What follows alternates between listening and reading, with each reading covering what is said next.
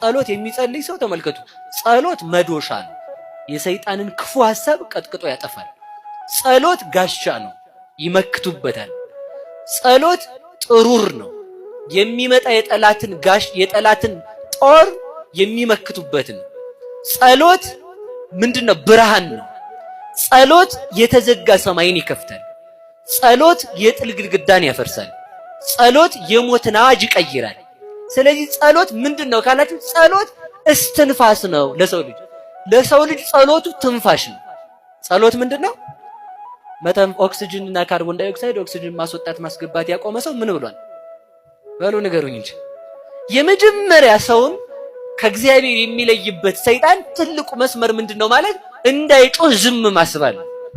ሰይጣን ልብ ብላችሁ ስሙ፣ በመጸለያችንም ያተርፋል፣ ባለመጸለያችንም ያተርፋል።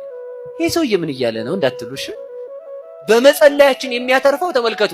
የመጀመሪያ ጸሎት በማቋረጣችን ያተርፋል። ለምን? በጭንቅ ሰዓት ትልቅ ሰው የሚባለው እግዚአብሔር እንዳለው የሚያስብ ሰው ነው። ማን እንዳለው? በሉ ንገሩኝ እንጂ። እግዚአብሔር አለኝ፣ እግዚአብሔር ያስበኛል ብሎ ያሰበ ሰው ሰላም ማለት ነው።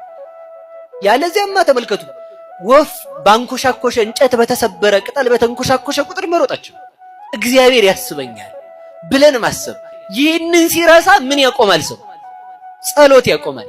ጸሎት ሲያቆም ሰይጣን በዚያ ምን ይላል? ያተርፋል። ተዋግቶ በማሸነፉ አንድ፣ ጸሎትን በማስቀረት ሁለተኛ፣ ደግሞ የሚያተርፈው በምኑ መሰላችሁ? ጸሎት በመጸለያችን ትዕቢት እንዲይዘን በማድረግ። እንግዲህ ይገርማቸዋል። ሰው ትንሽ እንደው አንድ ሁለት አቡነ ዘበሰማያት የሚደግም ሰው ጸሎት የማይጸልየው ሰው አይመስለው። ሰው ተጋደም እንጂ አንተኒ ላንጓው ይላል ማለት ጸሎቱ። አንጓው ጌታዬ። ጸሎት በጉራ አይደለም። ጸሎት ምን ይፈልጋል? ትህትና ይፈልጋል። ሁለት ሰዎች እየጸለዩ ወደ ቤተ እግዚአብሔር ሄዱ ሊጸልዩ። አንዱ ምንድነው ያለው? ማንኛው ነው ድኖ የተመለሰው? ጸሎት የተሰማ የትኛው ነው?